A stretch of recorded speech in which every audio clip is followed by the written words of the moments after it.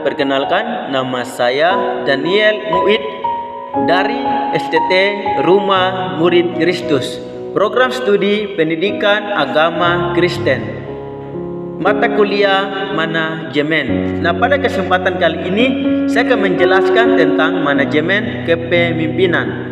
Manajemen kepemimpinan. Keluaran 18 ayat 1 hingga ayatnya yang ke-27. Nah, kepemimpinan Musa dalam mengadili bangsa Israel. Kepemimpinan Musa dalam mengadili bangsa Israel. Ada dua model cara dalam kepemimpinan Musa, yaitu cara lama dan cara baru. Dan kita akan mulai pada cara yang pertama, yaitu model kepemimpinan cara lama, ketidakefektifan, single factor. Nah, Musa memiliki motivasi dan tujuan yang benar dalam mengadili bangsa Israel, sebagaimana yang diungkapkan dalam ayat 15 hingga ayat yang ke-16b, bahwa sebab bangsa ini datang kepadaku untuk menanyakan petunjuk Allah. Apabila ada perkara di antara mereka, maka mereka datang kepadaku dan aku mengadili antara yang seorang dan yang lain. Lagi pula aku memberitahukan kepada mereka ketetapan-ketetapan dan keputusan-keputusan Allah, meskipun motivasi dan tujuan Musa benar. Namun Musa melakukannya dengan cara yang tidak tepat, tidak efektif. Ketidakefektifan tersebut nampak melalui Musa yang bekerja sendirian mengadili bangsa Israel. Nah, akibat dari cara tersebut, yang pertama membuat Musa akan menjadi sangat lelah, karena seorang diri saja yang duduk mengadili bangsa tersebut. Nah, yang kedua, bangsa Israel akan menjadi sangat lelah karena berdiri dari pagi sampai petang. Yang ketiga, menghabiskan waktu dari pagi sampai petang sepanjang hari. Nah, yang keempat, Musa tidak sanggup mengerjakannya sendirian. Musa orang yang ditetapkan atas bangsa Israel dari jemaat Israel mendapatkan terlalu banyak masalah untuk satu orang dapat tangani.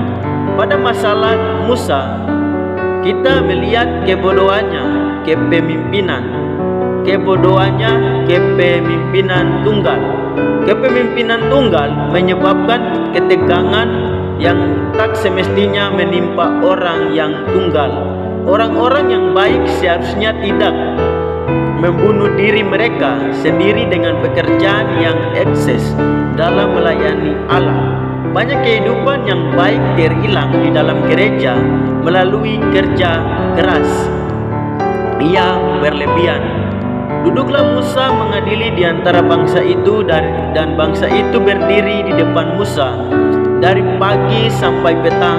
Ketika mertua Musa melihat segala yang dilakukannya kepada bangsa itu, berkatalah ia, apakah ini yang kau lakukan kepada bangsa itu? Mengapakah engkau seorang diri saja yang duduk, sedang seluruh bangsa itu berdiri di depanmu dari pagi sampai petang? Situasi dari ketidakefektifan dalam memimpin bangsa Israel dan dalam memimpin terjadi ketika Yitro melihat dan mengamati segala yang dilakukan Musa kepada bangsa Israel. Dari pengamatan yang dilakukan Yitro terjadi titik balik. Jadi dari pengamatan yang dilakukan Yitro terjadi titik balik. Ayat 17 hingga ayatnya ke-18, yaitu saat Yitro mengkonfir cara Musa yang tidak efektif. Yitro mengatakan dalam ayat 17, tidak baik seperti yang kau lakukan itu, tidak baik memiliki pengertian, tidak baik, tidak bermanfaat, tidak tepat, tidak benar. Kemudian dalam ayat 19, Yitro menjelaskan apa yang baik, tepat, yang seharusnya dilakukan oleh Musa dalam memimpin mengadili bangsa Israel. Jadi sekarang dengarkanlah perkataanku Aku akan memberi nasihat kepadamu dan Allah akan menyertai engkau. Jika engkau berbuat demikian dan Allah memerintahkan hal itu kepadamu, maka engkau akan sanggup menahannya dan seluruh bangsa ini akan pulang dengan puas dan senang ke tempatnya. Ayat 22. Nah, yang kedua, model kepemimpinan cara baru. Tadi yang pertama, model kepemimpinan Musa dengan Musa cara lama, yaitu ketidakefektifan. Dan yang sekarang yang kedua, model kepemimpinan cara baru, yaitu efektif. Dalam ayat yang ke-19b hingga ayat yang ke-22, Yitro memberikan nasihat jalan keluar kepada Musa agar efektif dalam memimpin dan mengadili bangsa Israel. Cara baru yang dinasihatkan Yitro kepada Musa adalah cara baru yang dinasihatkan Yitro kepada Musa adalah yang pertama, peranan Musa. Peranan Musa adalah yang pertama, mewakili bangsa itu di hadapan Allah. Yang kedua, kau hadapkanlah perkara-perkara mereka kepada Allah. Yang ketiga, kemudian haruslah engkau mengajarkan kepada mereka ketetapan-ketetapan dan keputusan-keputusan, dan memberitahukan kepada mereka jalan yang harus dijalani dan pekerjaan yang harus dilakukan. Nah, yang kedua tadi, yang pertama peranan Musa, dan yang cara yang kedua yaitu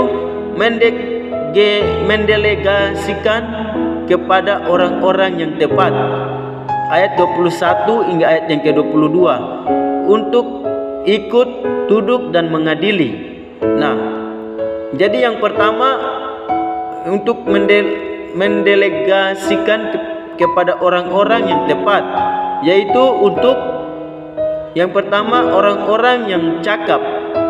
Orang-orang yang cakap. Yang kedua, orang-orang yang takut akan Allah. Yang ketiga, orang-orang yang dapat dipercaya. Yang keempat, orang-orang yang benci kepada pengajaran suap. Nah, hasil dari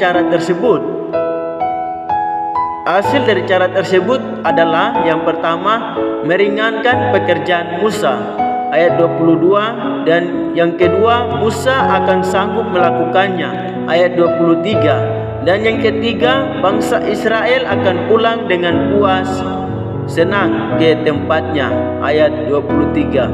Nah, puji Tuhan, itulah penjelasan singkat dari saya tentang kepemimpinan Musa dalam memimpin bangsa Israel.